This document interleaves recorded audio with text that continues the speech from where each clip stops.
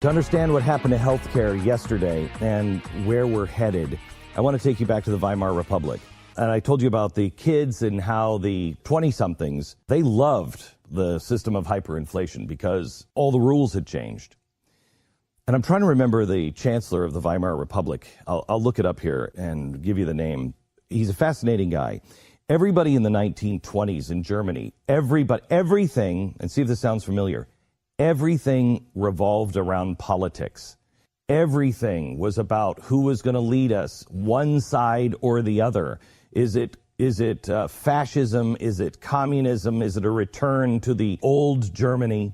And a return to the old Germany was losing steam because the youth didn't have any relation to the old Germany.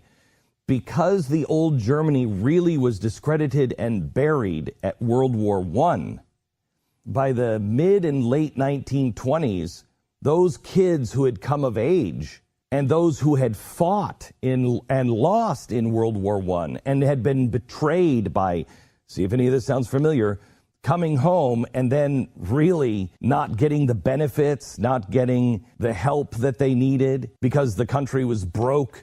All of that stuff festered, and the youth looked at this new world and said, oh, I can figure this out. All I have to do is just not play by the rules. And so one of the prime ministers, and I'll have to look here his name, chancellor of the Weimar Republic, he comes in and he's part of the old class. And he takes and he reverses the hyperinflation. He issues a new mark, a new dollar, and reverses all of the effects of hyperinflation. Everyone stops talking about politics, and for a few short years, they go back to their regular life. But here's where it gets critical.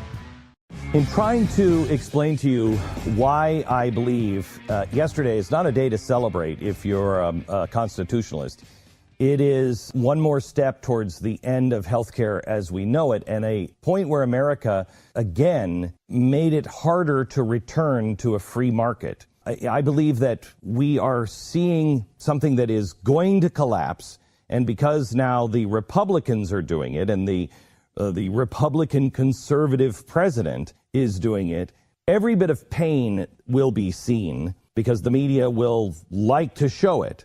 So while they didn't really care that people were suffering and their health care cost went up $3,000, and they are still asking themselves, how did Hillary lose? Well, there's one reason. They said that I could keep my doctor. They said that I would have cheaper medicine. It went through the roof. I can't afford it. These were the liars that told me that. Well, now you have it on Trump and the GOP. They're the liars who are saying, oh, they're going to come down, the deficits are going to come down, it's going to be wonderful.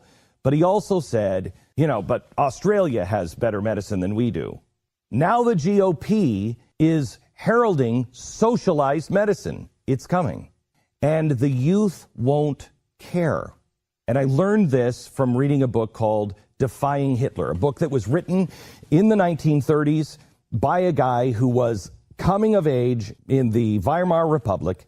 And so he saw all of it. And for some reason, he didn't fall into the trap, and he couldn't understand why everybody was feeling this way. And so he put some intellectual, brain cells behind it and tried to figure it out. And he wrote this book as a warning to the West.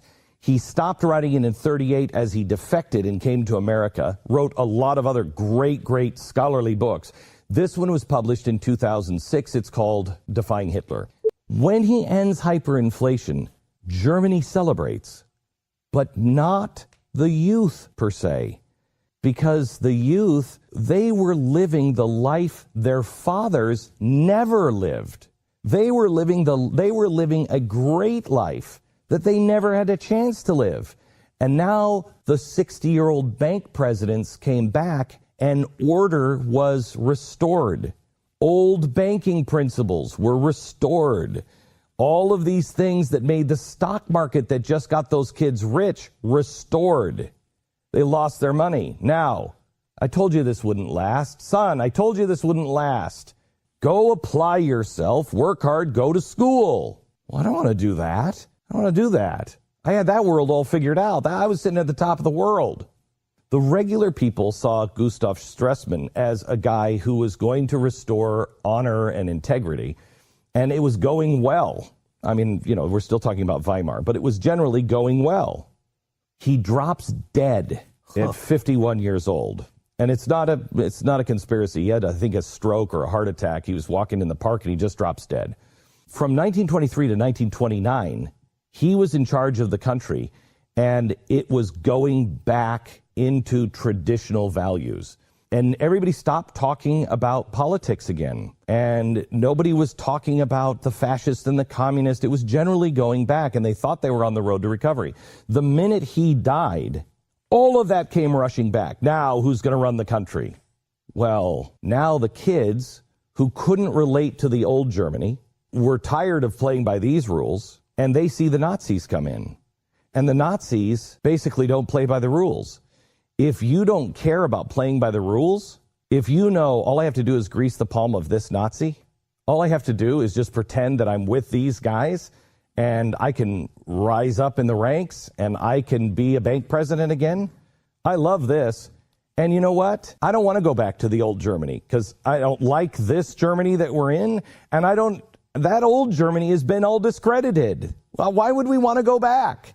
And all the people my age were saying, no, you don't understand. You don't understand. You want to go back. It's really good. It's principled. It holds everything together. No. There's new science. There's new economic policies. It's a new world, Mom and Dad.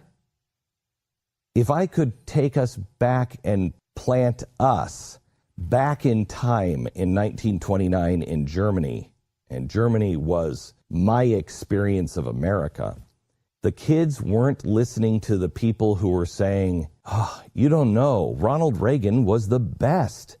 In those days, we had blah, blah, blah. We started to sound like Charlie Brown's teacher. Wah, wah, wah, wah, wah, wah.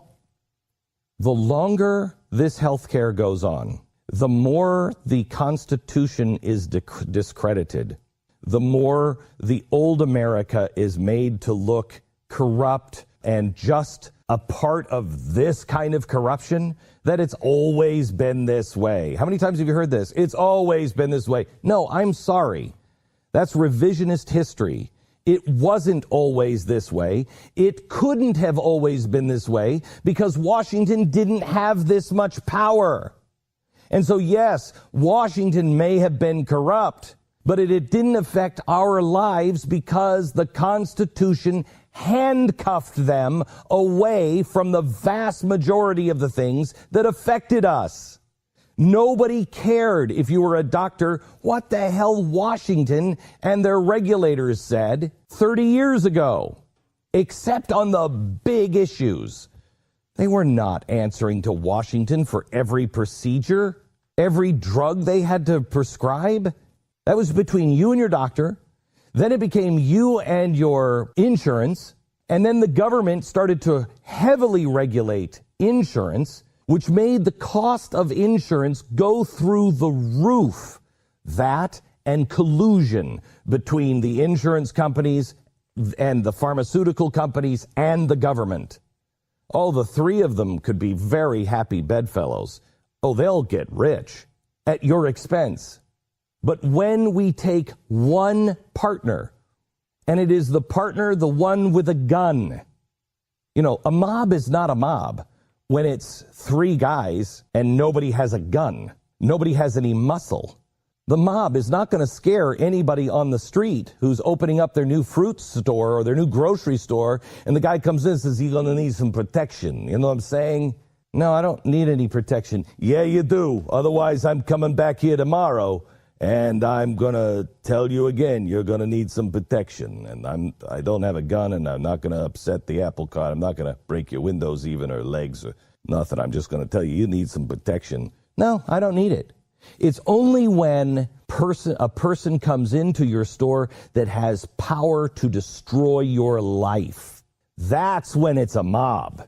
And that is the role of the federal government when it comes to insurance programs, drug pharmaceutical companies, when they get in bed, cable industry, boy, I hate the cable industry, right? Well, the problem is they have the government as their henchman, and you can't get into the cable industry to compete because they got protection. Every single thing that sucks, that you wonder why hasn't this been fixed, it's because we called the government to fix it. Ronald Reagan used to say the scariest words in the world are, "I'm from the government and I'm here to help." They never help. We have to find a way to our youth, because they will not remember the days when you could just go to a doctor and you could get things done quickly. And the indoctrination started yesterday when Donald Trump, sitting next to the Prime Minister of Australia, said this. Could get maybe even better. It's a very good bill right now. The premiums are going to come down very substantially. The deductibles are going to come down. It's going to be fantastic health care. Right now, Obamacare is failing. We have a failing health care. I shouldn't say this to our great gentleman and my friend from Australia, because you have better health care than we do. The indoctrination started yesterday. Oh, jeez. That Australia, where were the world leaders flying to the great healthcare system of Australia when they got sick? They never flew to Australia. They never flew to Canada. They never flew to Great Britain.